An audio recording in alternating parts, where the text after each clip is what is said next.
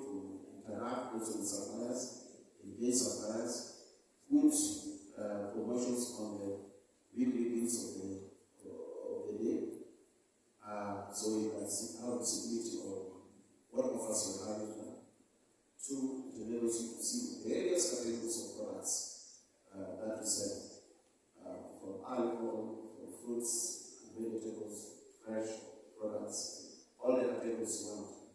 You are able to go there, pick whatever product SKU you want, whatever product you want, put it in the cart, and the people of that will be able to choose the model payment that you want to pay for, whether it's cash, whether it's through Pesa, or whether it's through our so-called services. This enables customers to easily, it saves the customers from waking up in the morning, for example, the Mamboga, saving the customer from waking up in the morning, the hassle of going to the market to look for this product. It saves them from that because we as people are able to deliver product to the customer the following day on time in full. Through our platform, that is the survey platform, they are also able to get additional value-added services. You find you are able to buy airtime, the customers are able to buy airtime, also sell airtime, and they can get better margins from their products. Actually, it's about 6.5% compared to when you buy a specific product. So we are able to buy from any vendor, be it Safaricom, be it Airtel, be it Telecom, you can buy or sell at a very reasonable distance. Secondly, we also have the customer care center, the contact center. The contact center is another interaction point. Customers who, for example, do not have access to smartphones are able to call toll-free line. If you have a toll-free line, are able to call free of charge, place their orders. So the assistants of the contact center assistants are able to place their orders and they will deliver them tomorrow. If they have any queries in terms of quality, in terms of service level, in terms of any queries, they are able to resolve them there. So we also have a language contact center team that supports them on this. Thanks. Thank you very much. Thank you very much.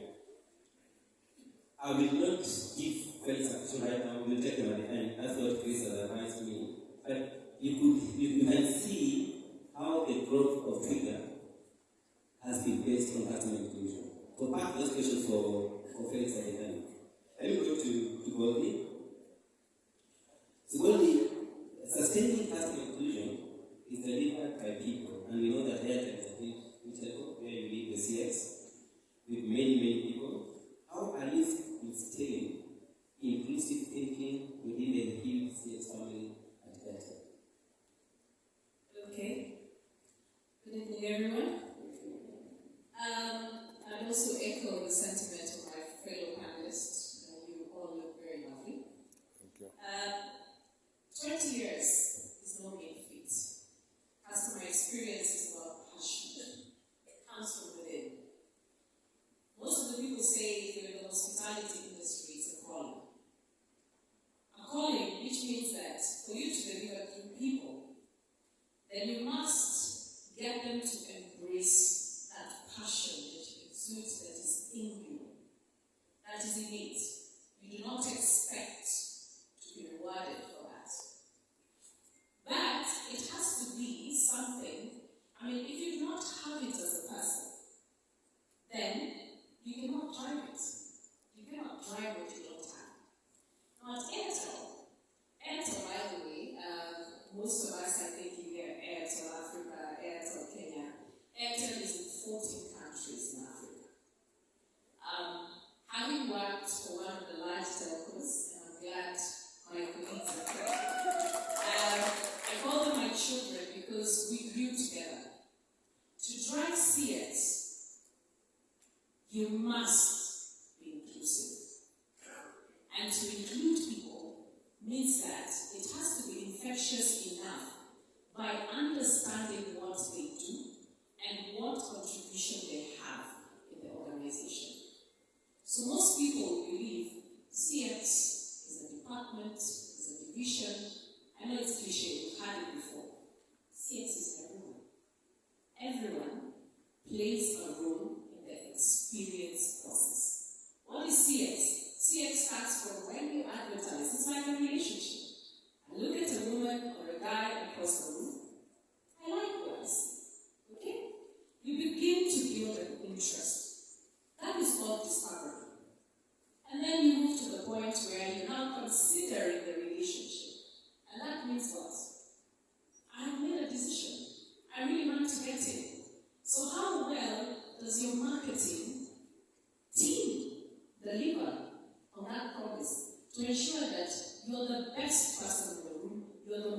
attractive to the customer for them to want to have a relationship with you. But you can't be the best person in the room if you're not meeting the need of the customer. Which means it doesn't start with you, it starts from the customer's need. What do you have to offer so that then you create a compelling design and product that they can resonate with? The people agenda starts from there. It means that you have to sell that whole process and have that discussion with various stakeholders in the entire organization so that then you're able to inform them which part of the experience journey do they sit in. Today, if I'm in marketing, then I'm in that discovery conversation. If I'm a person who's a product manager who makes a decision on how I'm going to buy the product, who is going to buy the product, whose needs are fulfilling, then you will design the process for billing, purchasing, and whatever it is based on that specific segment. That then brings in your IT team, the guys who design the billing platform. How simple and easy is it for the customer to buy? Okay? Then you move on, where now it's not just about buying. I begin to start using the product. Okay? How do I use? How is it delivered to me? Meaning, do you create touch points that are compelling enough? So you have to understand the history. I keep diving back to a lot. I talked about the customer, then I relate it to the teams that work internally. Which means that if today you do not have a formidable footprint, okay, for that traditional customer who wants to walk and buy the product, then you're failing if the need you are fulfilling was for that segment of the customer. But then again, today in Kenya, the average age is what? 19.5 years of age.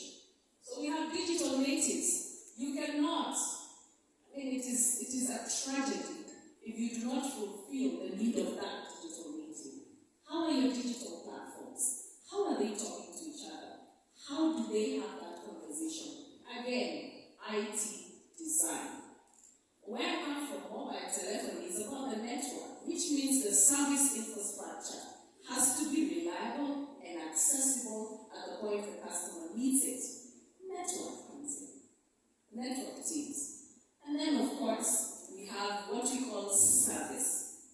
Those are the people who interact on a day-to-day basis, where the customer begins to use the product, has feedback to give, and what happens? How do you tap into that feedback? Inject the voice of the customer through your business intelligence to then do what? Continuously improve and stay relevant in the life of that customer and sustain that relationship. Again, back to a marriage. It's not about the attraction. Once the attraction is gone, you have to work hard every day to make sure this relationship is sustained. Then you have the contact center, you have the retail stores, you have your website, you have your other touch points, completely held and managed by different teams. Then you have your retention process. Because business continuity is key. At the end of the day, I know we all say customer experience is about making the customer satisfied. I have a bit of a radical view, right? Experience is about giving the best experience that you can afford. But also a bit of pain. Okay? We call it the pain pleasure gap. A bit of pain so that then the pain is not too much. I may not have a big contact center and have everybody or every customer who calls in, right, to reach an agent. But the pain is I then talk to my digital natives and route them from a segment perspective onto an interactive voice response system. It's not costly for the business, it's a pain for the customer, but how simple is it for them to navigate that specific channel? Back to your question, how do we make people in Airtel get involved and include them in the experience agenda? It's by enumerating every aspect of the customer's experience, right, that they contribute to on a day-to-day basis, so that this is not an agenda for a team, but it is an entire organizational agenda. Thank you, Colin. That's well said. I will summarize it as all the processes, the people, the systems, the governance structure must work for customer inclusion.